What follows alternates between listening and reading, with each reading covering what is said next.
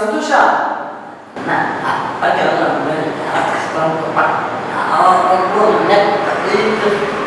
ಇಲ್ಲ ಸಂತೋಷ ಹಂಗಂತಲ್ಲ. ಅಪ್ಪ ನಿನ್ ಕಂಡ್ರೆ ತುಂಬಾ ಪ್ರೀತಿ ಇದೆ, ಅದಕ್ಕೆ ಅಷ್ಟು ಬೈತಾರೆ. ಈಗ ಒಂದು ತಿನ್ನು, ಒಂದು ತಿನ್ನು. ಸಂತೋಷ ಒಂದೇ ಒಂದೇ ಒಂದೇ ಒಂದೇ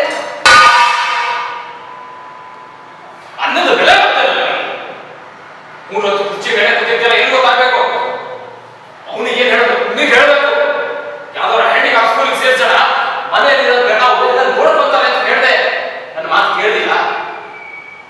ಈಗ ನೀನೇ ಮಾಡೋದಿಲ್ಲ ಕೆಲಸನ, ಅವನ ಚಾಕಿ ನೀನೇ ಮಾಡು. ಪ್ಯಾಂಟ್ ಎಲ್ಲ ಒದ್ದೆ ಆಗಿದೆ, ಏನ್ ಗಲೀಜ್ ಮಾಡ್ಕೊಂಡಿದ್ದಾನೆ ಏನು? ಮನೆಯಲ್ಲಿ ಇಟ್ಕೊಂಡ್ರೆ ಸಾಕ್ತೀನಿ ಇದೆಯಲ್ಲ, ನೀನೇ ಎಲ್ಲ ಕ್ಲೀನ್ ಮಾಡು. ರಿಸರ್ಚ್ ಬರುತ್ತೆ ಅಂತ ಹೇಳಿದ್ರೆ ನಾನು ಕರ್ಕೊಂಡು ಹೋಗ್ತಿರ್ಲಿಲ್ಲ ನಾನು.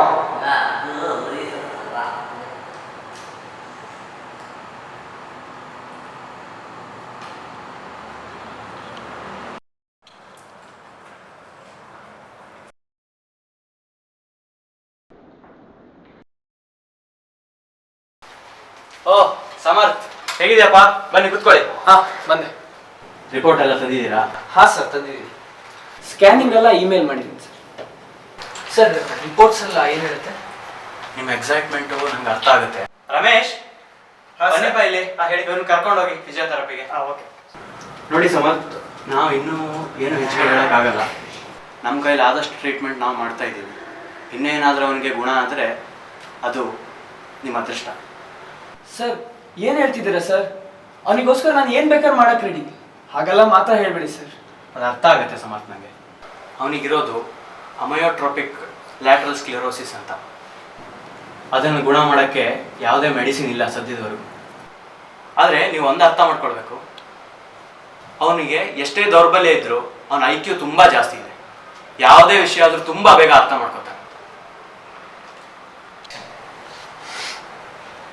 ದೇವರು ಒಂದು ಕೊಟ್ರೆ ಮತ್ತೊಂದು ಕಿತ್ಕೋತಾನೆ ಅನ್ನೋದು ಎಷ್ಟು ಸತ್ಯ ನೋಡಿ ಸರ್. ಹೌದು ಸಮರ್ಥ್, ಆದರೆ ಈ ಕೇಸ್ ಬಿಯಾಂಡ್ ಮೈ ಲಿಮಿಟ್. ನಾವು ಎಷ್ಟೇ ಪ್ರಯತ್ನ ಮಾಡಿದ್ರೂ ಕಷ್ಟ ಉಳಿಸ್ಕೊಳ್ಳೋದು. ಮತ್ತೊಂದು ಇಂಪಾರ್ಟೆಂಟ್ ವಿಷಯ ಏನಂದರೆ, ಅವನಿಗೆ ಬ್ರೈನ್ ಎಷ್ಟು ಪವರ್ಫುಲ್ ಆಗಿದೆಯೋ ಅವನ ಹಾರ್ಟ್ ತುಂಬ ವೀಕ್ ಆಗಿದೆ. ಅವನು ಯಾವತ್ತೂ ನಾರ್ಮಲ್ ಆಗಿರೋ ಥರ ನೋಡ್ಕೊಳ್ಬೇಕು ನೀವು. ಅವನಿಗೆ ತುಂಬ ದುಃಖನೂ ಆಗಬಾರ್ದು, ತುಂಬ ಖುಷಿನೂ ಆಗಬಾರ್ದು, ಆ ಥರ ನೋಡ್ಕೊಳ್ಬೇಕು. ಅವನ ಬ್ಲಡ್ ಪ್ರೆಷರಲ್ಲಿ ವೇರಿ ಆದರೆ ಅವನ ಜೀವಕ್ಕೆ ಅಪಾಯ ಆಗ್ಬೋದು. ಹುಷಾರಾಗಿ. ಲ್ಯಾಪ್ಟಾಪ್ ಕೊಟ್ಟೆ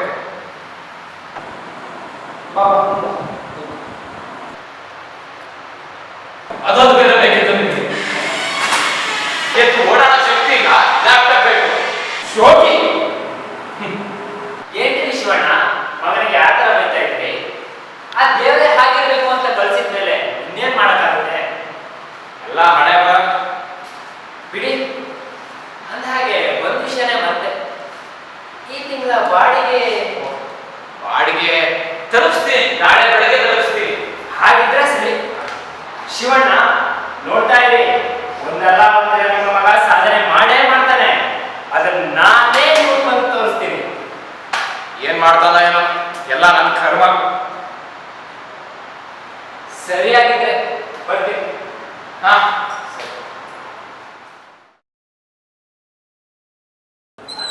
ಶಿವಣ್ಣ ಶಿವಣ್ಣ ನೆಟ್ಗಳೇ ಬಾಡಿಗೆ ಕಳಿಸಿದ್ದೀನಿ. ಬಾಡಿಗೆ ವಿಷಯ ಬಿಡಿ, ಅದೆಲ್ಲ ವಿಷಯ ಇರೋದು ನಿಮ್ಮ ಮಗ ಒಂದಲ್ಲ ಒಂದಿನ ಸಾಧನೆ ಮಾಡೇ ಮಾಡ್ತಾನೆ ಅಂತ ಹೇಳಿದ್ದೆ ತಾನೇ? ನೋಡಿ ಏನ್ ಹೇಳ್ತಾ ಇದ್ದೀರಾ ನೀವು? ಹಾ ಇಲ್ಲಿ ನೋಡಿ, ನಿಮ್ಮ ಮಗನ ಫೋಟೋ ಎಷ್ಟು ದೊಡ್ಡದಾಗಿ ಹಾಕಿದ್ದಾರೆ ಅಂತ.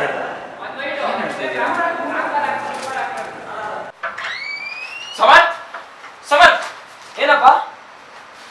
ಸಂತೋಷ್ ಬಗ್ಗೆ ಏನೋ ಪೇಪರ್ ಅಲ್ಲಿ ಬಂದಿದೆ ಅಂತ ರೆಡ್ಡಿ ಅವ್ರು ಹೇಳಿದ್ರು. ಇಲ್ಲೋಗಿ ಯಾವ ಪೇಜಲ್ಲಿ ನೋಡಿದೆ.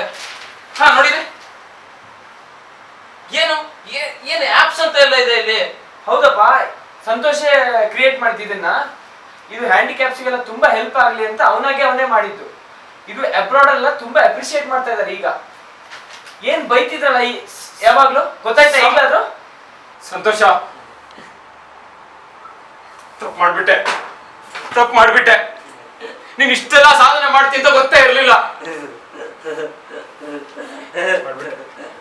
ಇನ್ಮೇಲೆ ನಾನು ಹೆಮ್ಮೆಯಿಂದ ಹೇಳ್ಕೊಳ್ತೀನಿ ಸಂತೋಷ ನನ್ನ ಮಗ ಅಂತ ಹೇಳಿ.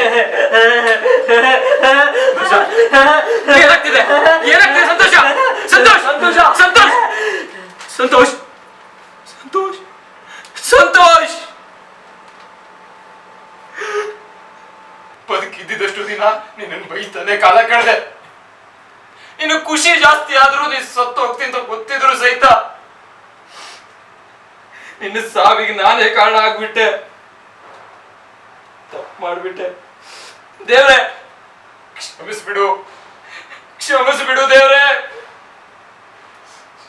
ಈ ಜಗತ್ತು ಪೂರ್ತಿ ವಿಕಲಾಂಗರಿಂದಲೇ ಕೂಡಿದೆ. ಕೆಲವರಿಗೆ ಕಾಣುವ ಕೈಕಾಲುಗಳ ವಿಕಲತೆ ಇದ್ದರೆ ಇನ್ನು ಹಲವರಿಗೆ ಕಾಣದ ಮನಸ್ಸಿನ ವಿಕಲತೆ. ಇಂತಹ ಬಹುಅಂಗ ವೈಫಲ್ಯ ಇರುವವರೇ ಅಸಾಧ್ಯವನ್ನು ಸಾಧಿಸಿದ ಅಮೂಲ್ಯ ರತ್ನಗಳು. ಆದರೆ ಮನಸ್ಸು ವಿಕಲಾಂಗರು ಅಂಗವಿಕಲರನ್ನು ಅಶುಭರು ಎಂದು ತಿಳಿದಿದ್ದಾರೆ. ಈ ಕಥೆಯು ಇಂತಹ ಮನಸ್ಸು ವಿಕಲಾಂಗರಿಂದಲೇ ಕೂಡಿರುವ ಅಂಧ ಜಗಕ್ಕೆ ಒಂದು ಕನ್ನಡಿ. ಧನ್ಯವಾದಗಳು.